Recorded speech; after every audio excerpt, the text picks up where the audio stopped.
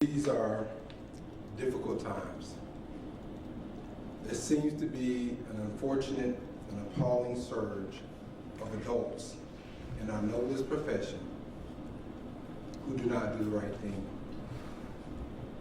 This certainly impacts our district and also our community and broader education system. To be clear, adults, for whatever reason, lack the moral substance to ensure the safety of students and do their jobs as educators, an accurate abnormality in our profession.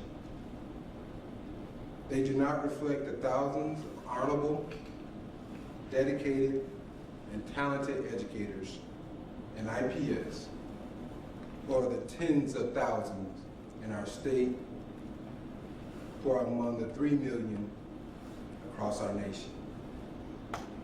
Indianapolis Public Schools teachers are among the most hardworking, compassionate, and conscientious educators you will find. They are tireless. They give their wisdom, their time, and even their personal resources without hesitation to prepare our students for success. These caring adults go above and beyond each day to ensure our students are achieving in the classroom. They're also willing to stand in the gap for students who come to school lacking some of the basic needs.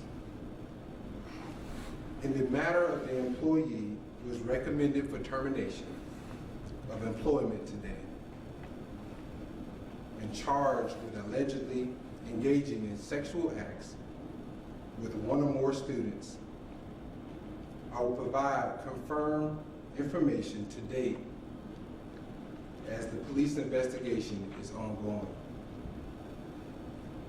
I will also share findings from an independent investigation and review of district reportings in this ongoing case, and next steps regarding the individuals and district-wide efforts. The independent investigation revealed that the chain of events regarding the reported allegations on the evening of Wednesday, February 17, a parent reported to assistant principal at our Positive Supports Academy, also known as the Longfellow Building, that a female school counselor had been involved in inappropriate relationship with a male student. There is no indication that the counselor was having inappropriate relationships of sexual nature with students prior to the report from the parent on the evening of February 17th. After talking with the parent, the assistant principal consulted with the principal who was on medical leave. The principal came in to help address the situation. Neither administrator contacted Child Protective Services. According to state statute, work policy, and administrative guidelines, when the school administrator or any staff member is notified or learns inappropriate relationships with a student, he or she must report that immediately. In this situation, that did not occur. The assistant principal immediately contacted the director of student services.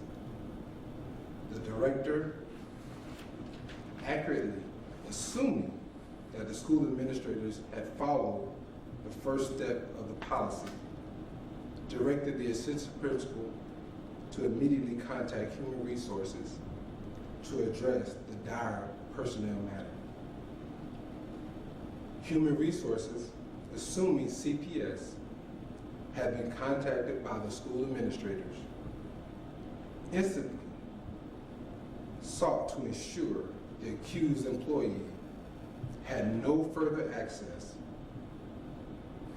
to our students pending an investigation of the allegations. It appears that everyone involved focused on isolating the employee. However, all who were involved and knowledgeable of the relevant facts agreed they were aware of their reporting obligations. At the corpus of these errors, it is very disappointing. We have a tangle of miscommunication. Staff assumed a report had been made to CPS without confirming until days later whether the school administrators had adhered to the policy as outlined. The error was discovered on Monday, February 22nd by an employee who was processing the school counselor's personnel file for recommendation for termination. The principal completed the report and transmitted the CPS on February 23rd. Yet another unacceptable delay. This is clearly not the case of a cover-up or any malicious intent not to report sexual relations between an adult and a student. I commend our employees for ensuring that safety was our first priority by immediately working to bar the accused employee's access to our students.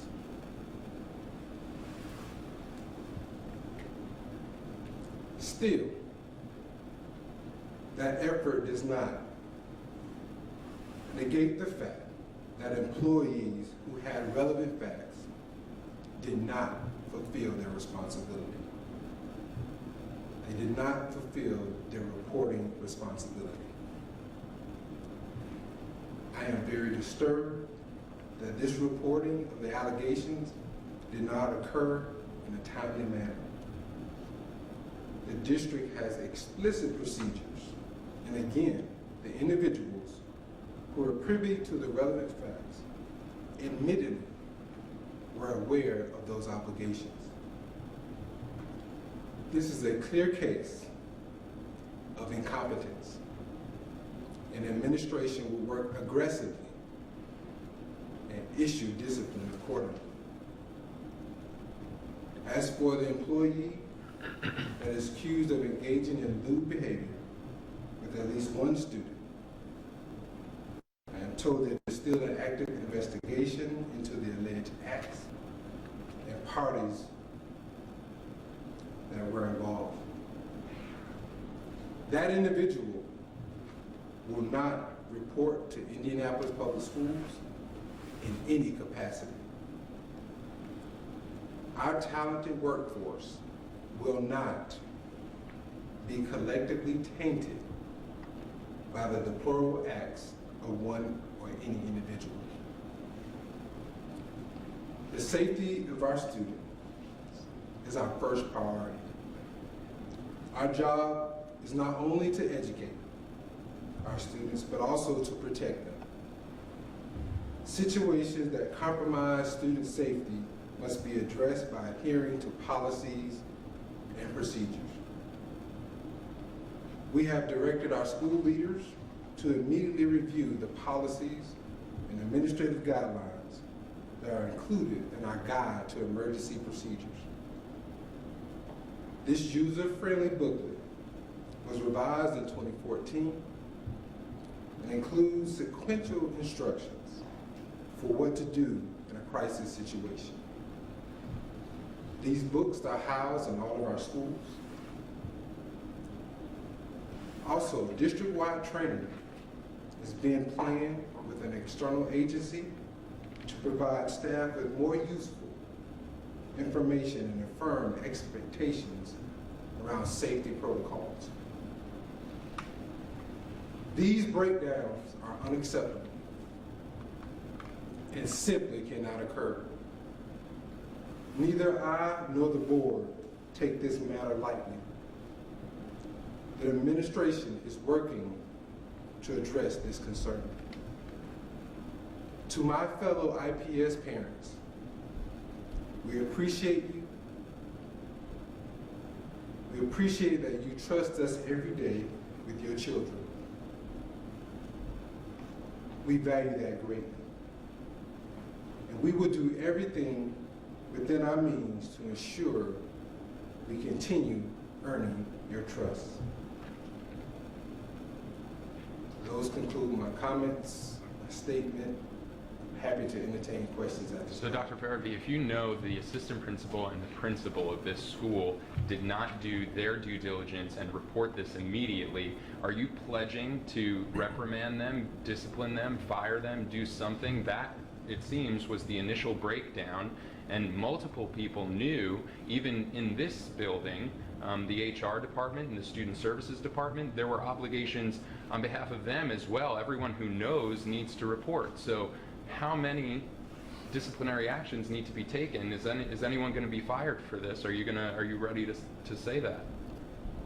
We're committed to ensure that we execute our policies as relates to staff discipline to the fullest for this situation. I am very disappointed by the incompetence in our employees, one, not reporting, but secondly, not adhering to policy and administrative procedures. Absolutely, we would pursue discipline aggressively for employees involved who are knowledgeable and have relevant facts as relates to this situation. Were there any excuses or explanations given other than I thought someone else did it? I mean, again, we're talking about top-level employees, and it's, I think, incomprehensible to many people that somewhere, someone along the line didn't say, did anybody call the fire department? We got a fire on our hands here. Did anybody call DPS? Did they offer any excuse other than I thought someone else did?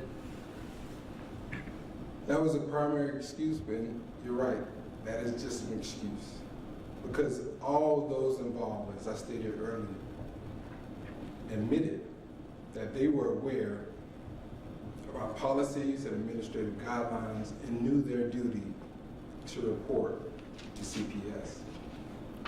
What's the status of the employees involved in this? And I just want to be clear too, was it the assistant principal who had the first obligation to contact CPS? Correct. The assistant principal had the first obligation to report to CPS. Any other employees, are they still working at the school? I mean, I know you said they might be punished or will be punished, but what is their current status as of today? Are they still working at the school in the HR department? What's their status? I can't speak on their status as we're continuing to investigate this and it's ongoing. We will provide information as to when discipline occurs, and of course you can always have access to that information on our personnel reports. But again, anyone who had relevant facts, was knowledgeable of the situation with those facts, had an obligation to report. You say your investigation revealed no corruption. I talked to parents today who say they feel there is, or cover-up, excuse me, not corruption, cover-up. Took 6 days. How can you assure parents at that school and other schools here that there wasn't a cover-up going on, that it took nearly a week to report this? So as I stated earlier, no one act of an individual will define the integrity and the work of our teachers. So I want to assure parents that educators across Indianapolis public schools are ensuring that their children are well educated but also protected. Secondly, we will ensure that there is adequate and intensive training for all of our employees to ensure that we review with them what the expectations are on our policies and procedures as related to reporting allegations of child abuse. Again, there will be discipline for any employee that had privy information around the relevant facts in this case. And we'll continue to educate our employees not only internally but rely on external agencies as well to ensure it is clear what to do in these situations. And again, all those involved with the relevant facts admitted that they knew what their reporting responsibilities were based on our administrative procedures. And we'll wrap it up with Eric. You mentioned emergency procedures that schools have to follow. Is there in those procedures, would it explain when you're informed of these kind of incidents? So when did you find out about the allegation, and then when did you find out it wasn't reported in a timely manner? So our administrative procedures address the reporting responsibility for those who have the relevant facts. And that's our primary responsibility. So in this case, that did not occur. But in terms of you finding out about it, when did you find out? So I was made aware of the initial reporting, and it was shared with me that we were following our protocols and procedures. It wasn't until we had the employee in and they were being interviewed by a human resources staff member that it was discovered that that was not done. So what date was that? That's that not, you found out? we're done. Eric was it. Thank you. Hold on. In addition to this, were any IPS officials in contact with the alleged victims' parents during the investigation? And if so, is that a violation of district policy? I don't know. We haven't met you before. We're finished with questions today. Thank you. Can't answer that? We've already gone way beyond the 3 questions that we promised. What's the question? Were any IPS officials in contact with the alleged victims' parents during the investigation, and is that a violation of IPS policy? I am not aware of any employees in contact with the parents outside of the initial reporting to the assistant principal and the investigation with human resources. Thank you. Thanks for coming, guys.